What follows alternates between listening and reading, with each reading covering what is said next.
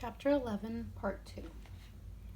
Allie ran all the way back to the great marble plaza that marked the boundaries of Mary's towering domain, and hurled straight through a revolving door, ignoring the surprised looks of the kids on lookout.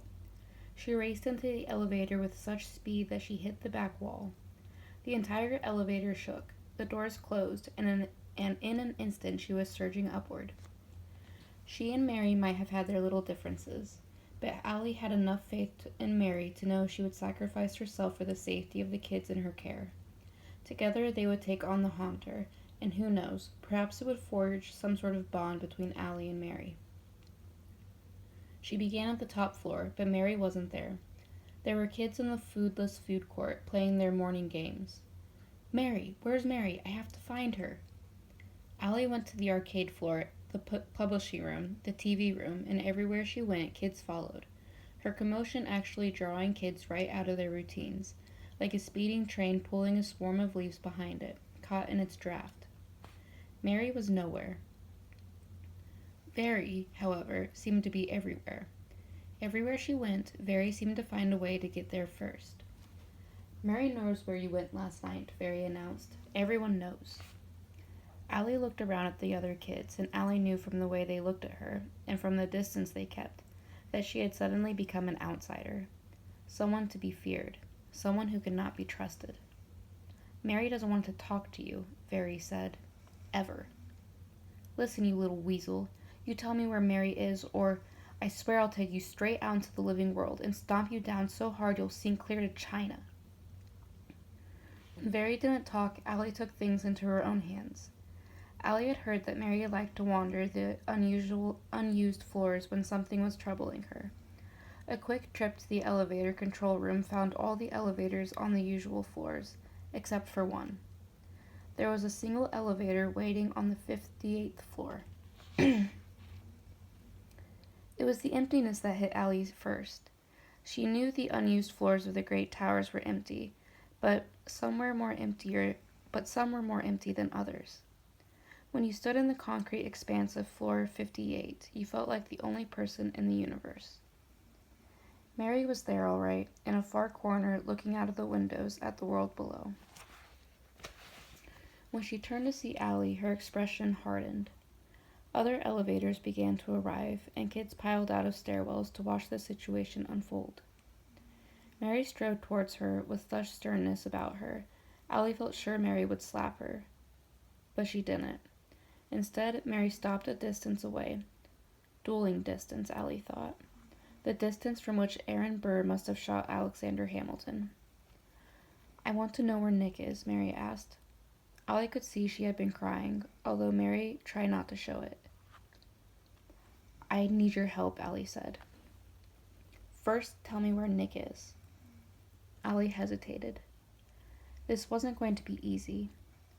Leaf and Nick had been captured by the Haunter. At the word Haunter, many of the little kids gasped and clung to older children. "See, didn't I tell you?" Very said. "They brought this on themselves." "Shut up, Very." It was the first time Allie had heard Mary yell at him. It was the first time she heard her yell at anyone. Now she turned her anger toward Allie. "You deliberately went against my wishes and my warnings." Allie was not about to deny it. "I know, I'm sorry, and you can punish me any way you like, but right now we have to rescue Leaf and Nick." "Your action put them in harm's way."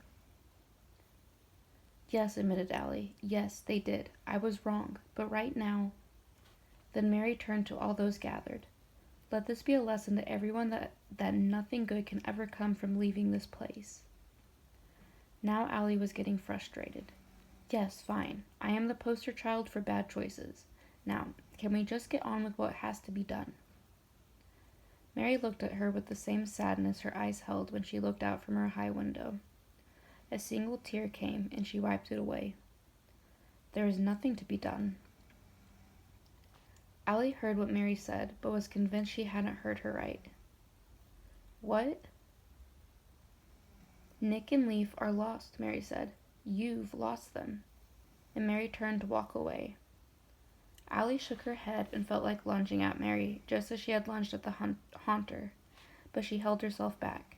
No, no, you can't just walk, you can't just leave them. Then Mary turned on her with a powerful vengeance. Don't you think I want to save them? Do you think I want Nick spending an eternity imprisoned by that evil spirit? Then do something about it. That would risk every child here. And I won't put them in danger. I protect them. I don't send them out to fight a war. The Haunter leaves us alone. We leave him alone. That's the way it is with all the monsters. Even the McGill. Again, nervous whispers at the mention of the McGill. The world out there is not a kind one, if you haven't figured that out, Mary said. Sometimes we sink and never come back. Sometimes we are captured and are never seen again. Losing Nick and Leaf is tragic, and I will not make it more tragic by sending other defenseless children for the Haunter to enslave. As breathless as someone who did not breathe could be, Allie said, You're a monster. You're no better than the Haunter. You're telling me you're going to do nothing? That Nick and Leaf are acceptable losses? No loss is acceptable, Mary said, but sometimes we have to accept it anyway. Well, I won't. If I can accept it, then so can you, she said. If you want to stay here with us, you'll learn to live with it. And all at once, Allie knew what was going on here. Mary was getting rid of her. She was hurling Allie out of the fold, but doing it in such a way that she could remain blameless. If Allie wanted to stay, then she had to accept the loss of her friends, and not even try to rescue Nick and Leaf. Allie would never stay under those conditions, and Mary knew it. Maybe that's why Mary became calm and in control again. I'm truly sorry this happened, Mary said. I know what you must be going through right now. What made it worse was that Mary's voice had a genuine compassion in it. She honestly did care. Mary's caring, however, came with too high a price. Allie swung her hand with all the strength she could muster and slapped Mary across the face with such force that Mary stumbled backward. Fairy caught her, and in an instant a dozen other kids were all over Allie, holding her back, pulling her down, tearing at her as if they could tear her apart. Leave her alone, yelled Mary, and almost instantly the kids let her go. I wish you could feel pain, Allie said. I wish you could feel the sting of that slap. Then she turned, marched into an elevator, and took it down alone. She didn't know where she was going, only that she had publicly renounced Mary Queen of Spots, and was not coming back. Mary stared at Allie's elevator door leaving after it had closed. Allie may not have known it, but Mary had felt that sting of the slap, not on her face, but in her soul, where it hurt all the more. Even so, Mary had done the right thing. She had turned the other cheek. Go back to what you were doing, Mary told all the kids around her. Everything's fine. The crowd began to split up, and soon it was only her and Very on the desolate floor. Why did you let her go? Very said. She should be punished. Being alone in the living world is punishment enough, Mary said. And although Very didn't seem satisfied with her response, he would accept it. They all would. Mary wondered if Allie had any idea how hard it was to allow Nick and Leaf to be sacrificed for the sake of the other children.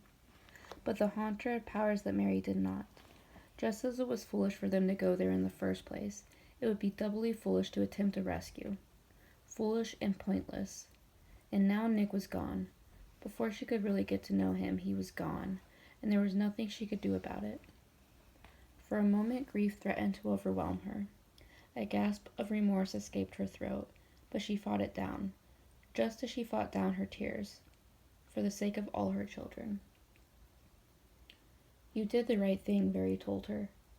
She leaned over to kiss him on the head, but stopped, knelt down, and kissed him on the cheek instead. Thank you, Very. Thank you for being so loyal. Very beamed.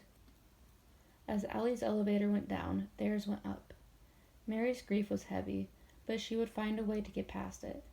The turmoil that Allie had brought them would soon be gone. Soon there would be happy children playing ball and jumping rope, which was as it should be, and as it would be day after day, forever and ever.